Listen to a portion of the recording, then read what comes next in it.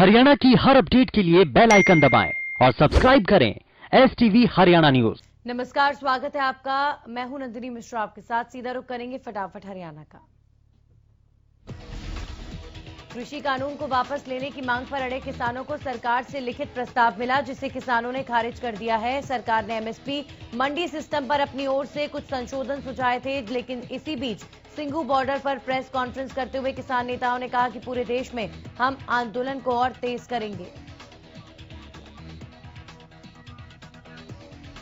उन्होंने कहा कि भारत बंद सफल रहा, करोड़ों लोगों ने भारत बंद में सहयोग किया है। किसान नेताओं ने कहा कि हम कृषि कानूनों को रद्द करना चाहते हैं और बीजेपी नेताओं के खिलाफ प्रदर्शन किया जाएगा। इतना ही नहीं, 12 तारीख को सभी टोल प्लाजा को फ्री किया जाएगा और 14 दिसंबर को देशव्यापी हड़ताल की जाएगी। किसानों का कहना है कि एक बार हम पूरे देश में बड़ा आंदोलन करने जा रहे हैं। किसानों का कहना है कि सरकार ने किसानों और जनता का अपमान किया है। जियो के सभी प्रोडक्ट्स को देश भर में बॉयकॉट किया जाएगा। इसके अलावा जयपुर दिल्ली हाईवे को 12 तारीख तक रोका जाएगा। किसानों का साफ कहना है कि जब तक सरकार कृषि कानूनों को रद्द नहीं करती, तब तक ये विरोध प्रदर्शन जारी रहेगा। वहीं किसान नेताओं के नए ऐलान के बाद केंद्र सरकार में हड़कंप मच गया है। किसान नेताओं की प्रेस कॉन्फ्रेंस के बाद केंद्रीय कृषि मंत्री नरेंद्र तोमर ने गृह मंत्री अमित शाह से उनके घर पर मुलाकात की। गृह मंत्री अमित शाह और कृषि मंत्री नरेंद्र तोमर के बीच करीब 2.5 घंटे तक चली बैठक के दौरान वाणिज्य मंत्री पीयूष गोयल भी मौजूद थे। मीटिंग में आगे की रणनीति को लेकर चर्चा हुई।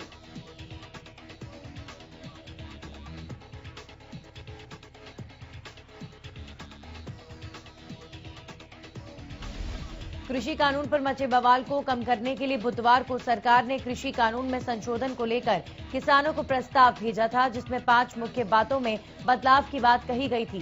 सरकार ने एमएसपी जारी रखने, एपीएमसी को मजबूत करने, प्राइवेट कंपनियों के रजिस्ट्रेशन की बात कही, जिस पर किसान संगठनों की बैठक हुई, जिसके बाद किसानों ने प्रस्ताव को खारिज कर दिया। कृषि कानूनों को लेकर दिल्ली की सीमा पर किसान डटे हुए हैं। वहीं विपक्ष कृषि कानूनों को लेकर आंदोलनकारी किसानों के समर्थन में लगातार खड़ी नजर आ रही है। इन कानूनों को वापस लेने की मांग को लेकर विपक्षी दलों के एक प्रतिनिधिमंडल ने बुधवार को राष्ट्रपति रामनाथ कोविंद से मुलाकात की थी और कृषि कानूनों को रद्द करने की मांग की थी। कृषि मंत्री नरेंद्र सिंह तोमर ने ट्वीट कर कृषि बिल को लेकर जरूरी बातें स्पष्ट की हैं। किसान आंदोलन के बीच कृषि मंत्री नरेंद्र सिंह तोमर ने नए कृषि कानूनों का सच देश के सामने रखा है। उन्होंने कहा कि नए कृषि कानूनों का सच हर किसी को जरूर जानना चाहिए, ताकि कोई भ्रम की स्थिति ना रहे। कृषि कानून एमएसपी सिस्टम और एपीएमसी मंडियों को प्रभावित नहीं करती। कृषि मंत्री ने ट्वीट कर जानकारी दी है कि खरीदारों को समय पर भुगतान करना होगा, वरना कानूनी कार्रवाई का सामना करना पड़ेगा। कृषि मंत्री ने दूसरा ट्वीट किया कि इन कानूनों के चलते किसान की जमीन किसी भी कारण से कोई नहीं छीन सकता। खरीदार किसान की भूमि में कोई परिवर्तन नहीं कर सकते हैं। ठेकेदार पूर्ण भुगतान के बिना अनुबंध समाप्त नहीं कर सकता है। प्रदेश कांग्रेस अध्यक्ष कुमारी शैलजा किसानों को समर्थन देने टीकरी बॉर्डर पहुंची। इस दौरान वो धरना स्थल पर कुछ देर किसानों के साथ भी बैठी। इस मौके पर कुमारी शैलजा ने सरकार से तीनों कृषि कानूनों को वापस लेने की मांग की है।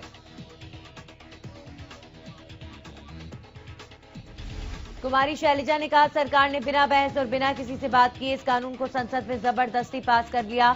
शैलजा ने केंद्र सरकार को पूंजीपतियों की सरकार करार दिया। वहीं कांग्रेस के मैनिफेस्टो पर सवाल उठाने पर उन्होंने बीजेपी पर पलटवार किया।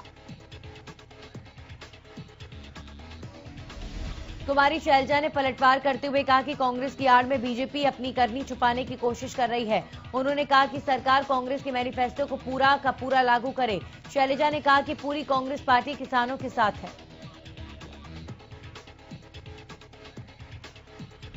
इनेलो नेता अभय चौटाला टीकरी बॉर्डर पर जाकर किसानों के आंदोलन को समर्थन देने पहुंचे। इस दौरान उन्होंने कहा कि अगर किसान संगठन कहेंगे तो सबसे पहले इस्तीफा मैं दूंगा।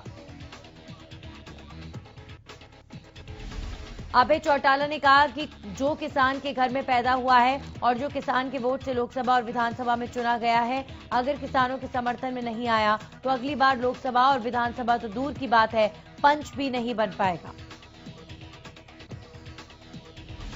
वहीं किसानों को सरकार की ओर मिले प्रस्ताव पर बोलते हुए अभय चौटाला ने सरकार पर मामले को लटकाने का आरोप लगाया। उन्होंने कहा कि सरकार की नीयत साफ तो तीनों कृषि कानून वापस ले। इस दौरान उन्होंने किसानों के साथ सदैव खड़ा रहने की बात कही है। सिंगू बॉर्डर पर किसान आंदोलन के दौरान गोहाना के रहने वाले एक किसान की ठंड लगने की वजह से मौत हो गई थी। अब इस मामले में परिजनों ने मुआवजे की मांग की है। परिजनों का कहना है कि वो अकेले घर में कमाने वाले थे, जिसके बाद अब उनके बच्चों के लिए रोजी रोटी का संकट खड़ा हो गया है। किसान के परिवार ने बड़ौदा से विधायक इंदुराज नरवाल से किसान को शहीद का दर्जा देने की सहायता राशि की मांग की है। परिवार के एक सदस्य को सरकारी नौकरी देने की भी मांग की गई है। फिलहाल विधायक इंदुराज नरवाल ने अपने निजी कोष से परिजनों को 10 लाख रुपए देने की घोषणा की है। परिजनों की समस्या को देखते हुए विधायक ने सरकार से पीड़ित परिवार को 1 करोड़ और 1 सरकारी नौकरी देने की मांग के साथ शहीद का दर्जा देने की बात कही। वहीं परिवार की तरफ से भी सरकार से उनकी मदद करने की गुहार लगाई गई है।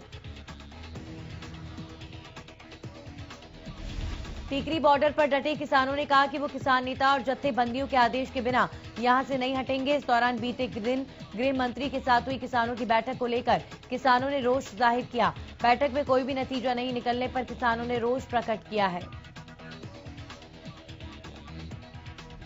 किसानों का कहना है कि मांगे पूरी नहीं होने तक वो यहां डटे रहेंगे। किसानों ने कहा कि उनका हौसला कायम रहेगा। बता दें कि पिछले 14 दिनों से किसान टिकरी बॉर्डर पर डटे हैं। किसानों का कहना है कि वो मांगे पूरी नहीं होने तक सड़कों पर ही डटे रहेंगे।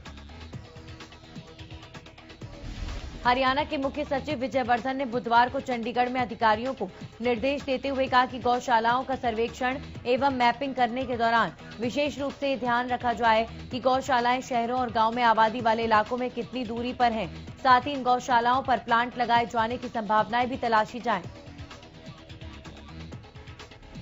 मुख्य सचिव ने कहा कि गोबर गैस प्लांट से बनने वाली गैस बहुत सस्ती पड़ती है और इस योजना के तहत ग्रामीण क्षेत्र के लोगों द्वारा बायोगैस अपनाने के लिए ऐसी गतिविधियों पर भी अधिक बल दिया जाए। इसके अलावा बैठक में निजी बायोगैस प्लांट मॉडल को और ज्यादा प्रचारित करने के लिए ज्यादा सब्सिडी देने के संबंध में भी विचार विमर्श किया जाए। बैठक में बताया गया कि गोवर्धन योजना के तहत हिसार जिले के नया गांव में सामुदायिक बायोगैस प्लांट चल रहा है, जिससे 150 से अधिक घरों को पाइपलाइन के माध्यम से गैस की आपूर्ति की जा रही है। इस प्रयोग से ये सामने आया कि कंप्रेस्ड गैस के मुकाबले पाइपलाइन के माध्यम से गैस की आपूर्ति ज्यादा बेहतर है और इसकी लागत एलपीजी गैस सिलेंडर की तुलना में 1/3 है।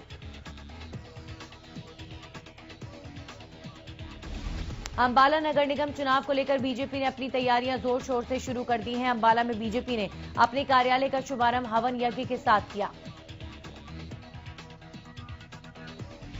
अंबाला नगर निगम चुनाव को लेकर बीजेपी ने अपनी तैयारियां जोर शोर से शुरू की। अंबाला में बीजेपी ने अपने कार्यालय का शुभारंभ हवन यज्ञ के साथ किया।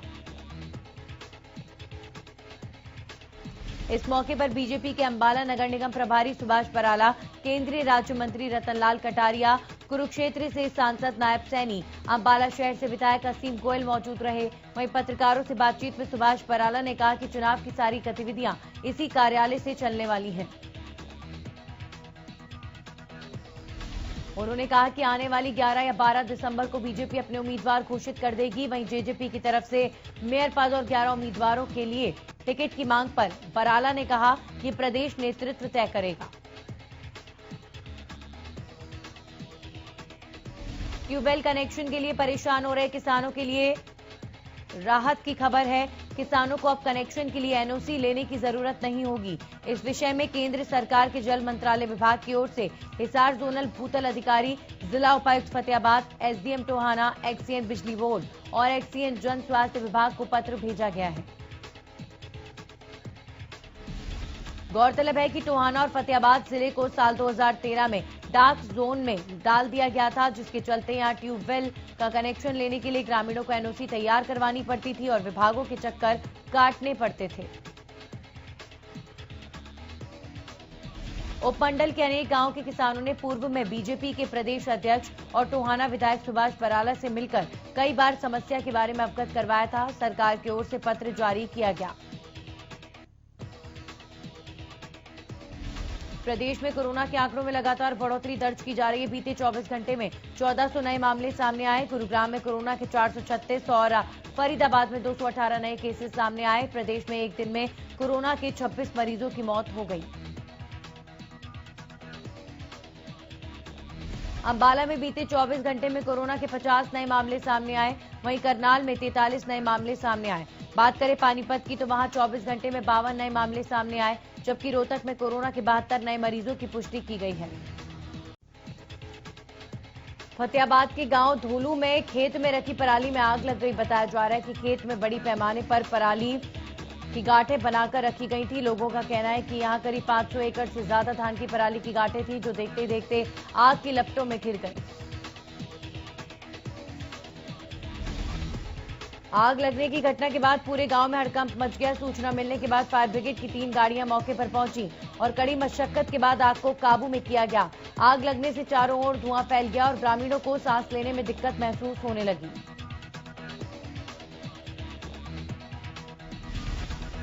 करनाल की नई सब्जी मंडी में बुधवार को उस वक्त अफरा तफरी मच गई जब बाइक सवार नकाबपोश 2 लुटेरों ने पिस्तौल के बल पर व्यापारी से रुपयों से भरा बैग छीनने की कोशिश की। बैग नहीं देने पर बदमाशों ने व्यापारी को गोली मारने की धमकी दी। छीना झपटी के दौरान बदमाशों ने फायर किया। लोगों की भीड़ जुटती देख बदमाश वहां से फरार हो गए। बताया जा रहा है कि बुधवार को दिल्ली का व्यापारी करनाल सब्जी मंडी में पैसे लेने के लिए पहुंचा था। जब वो पेमेंट ले रहा था तब अचानक बाइक सवार 2 युवकों ने उससे बैग छीनने की कोशिश की, लेकिन वो व्यापारी के हाथ से बैग छीन नहीं पाए, जिसके बाद बाइक सवार बदमाशों ने हवाई फायर कर डराने की कोशिश की।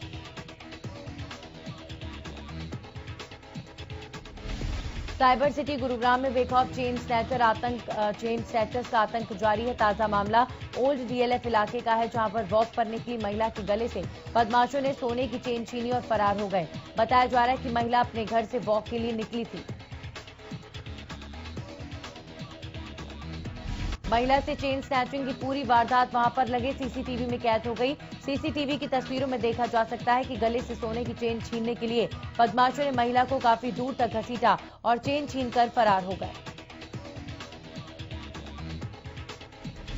हरियाणा न्यूज के कैमरे पर बड़ा खुलासा हुआ। बता दें कि होटल ट्यूलिप के पार्टनर ने हरियाणा न्यूज के संवाददाता को रिश्वत देने की कोशिश की, जिसकी लाइव तस्वीरें कैमरे में कैद हो गईं। गौरतलब है कि नारनौल नगर परिषद द्वारा अनियमितताओं के चलते शहर में 2 होटल को सील किया गया था,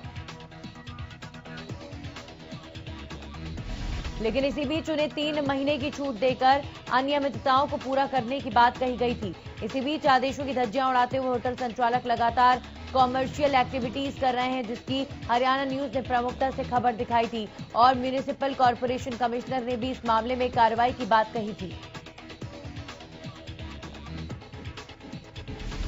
इस बीच ये लाइव तस्वीरें हरियाणा न्यूज के कैमरे में कैद हुई। होटल ट्यूलिप के एक पार्टनर संवाददाता को रिश्वत देने की कोशिश करता है। फिलहाल पुलिस को मौके पर बुलाकर आरोपी को पकड़वाया गया है। टोना के राजनगर में स्थित विनोद मेहता डेंटल क्लिनिक पर सीएम फ्लाइंग दस्ता, पुलिस और स्वास्थ्य विभाग की टीम ने संयुक्त छापेमारी की। इस दौरान विनोद मेहता के न मिलने पर पुलिस ने उसके हेल्पर की मौजूदगी में क्लिनिक को सील करते हुए आगामी कार्रवाई को अंजाम दिया।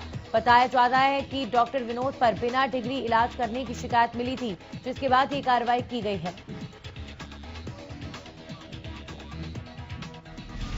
सोना के भौंडसी में बनी जिला मॉडर्न जेल में फिर मोबाइल फोन मिलने का मामला सामने आया। दरअसल 10 दिन के अंदर करीब 30 मोबाइल फोन बरामद हुए हैं। जेल प्रशासन की लिखित शिकायत पर सभी आरोपियों के खिलाफ जेल अधिनियम के तहत भौंडसी पुलिस थाना में मुकदमा दर्ज कराया गया है। जेल में चलाए गए सर्च ऑपरेशन के दौरान जेल में बंद अलग अलग कैदियों के पास से करीब 2.5 दर्जन मोबाइल और सिम कार्ड बरामद किए गए। जेल के अंदर एक से एक कीमती स्मार्टफोन्स मिले हैं, जिनसे आरोपी वीडियो कॉलिंग करने के साथ साथ सोशल मीडिया का इस्तेमाल करते थे। लेकिन पुलिस जांच में ये अभी तक स्पष्ट नहीं हो पाया कि आखिर भौंडसी जेल के अंदर मोबाइल फोन और नशीली वस्तुएं कौन पहुंचाता है।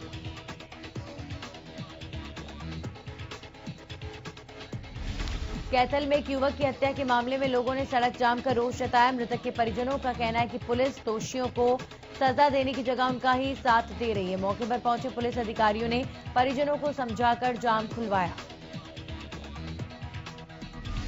दिल्ली में फर्जी कॉल सेंटर चलाकर लोगों से ठगी करने वालों का पुलिस ने भांडाफोड़ किया। दरअसल पुलिस ने 2 शातिर अपराधियों को गिरफ्तार किया है। आरोपियों के पास से 14,10,000 कैश और 21 मोबाइल फोन बरामद किए गए। बताया जा रहा है कि लोगों को फोन कर इंश्योरेंस की रकम दोगुनी करने का झांसा देकर लोगों को अपना शिकार बनाते थे। डीसीपी हेडक्वार्टर्स डॉक्टर अर्पित जैन ने बताया कि फरीदाबाद साइबर सेल को एक शिकायत मिली थी, जिसमें पीड़ित को फोन कर उसके इंश्योरेंस के रुपए डबल करने के नाम पर 22 लाख रुपए की ठगी की गई थी, जिस पर साइबर सेल ने कार्रवाई करते हुए विनोद और इकबाल नाम के 2 शातिर ठगों को गिरफ्तार किया। फिलहाल आरोपियों से अन्य मामलों के खुलासे के लिए पूछताछ की जा रही है। सिरसा सीआईए पुलिस ने एक अंतर्राज्यीय चोर गिरोह का पर्दाफाश कर गिरोह के 3 सदस्यों को गिरफ्तार किया। सीआईए प्रभारी इंस्पेक्टर नरेश कुमार ने बताया कि गिरफ्तार किए गए युवकों से पूछताछ के दौरान मोटरसाइकिल और घरेलू चोरी की 8 वारदातों का खुलासा किया गया है। उन्होंने बताया कि आरोपियों से पूछताछ की जा रही है और पूछताछ के दौरान चोरी के अन्य वारदातों और गिरोह के अन्य सदस्यों के बारे में खुलासा होने की संभावना है। सीआईए प्रभारी ने बताया कि गुप्त सूचना के आधार पर सभी बदमाशों को गिरफ्तार किया गया है। गुरुग्राम में गिराया बिजली संकट। अघोषित लगने वाले कट से लगभग 1.5 दर्जन कॉलोनियों में 3 से 4 घंटे बिजली गुल रहती है। बिजली की सबसे ज्यादा समस्या बलदेव नगर, मदनपुरी, ज्योति पार्क और फिरोज गांधी कॉलोनी से सटे इलाकों में हो रही है।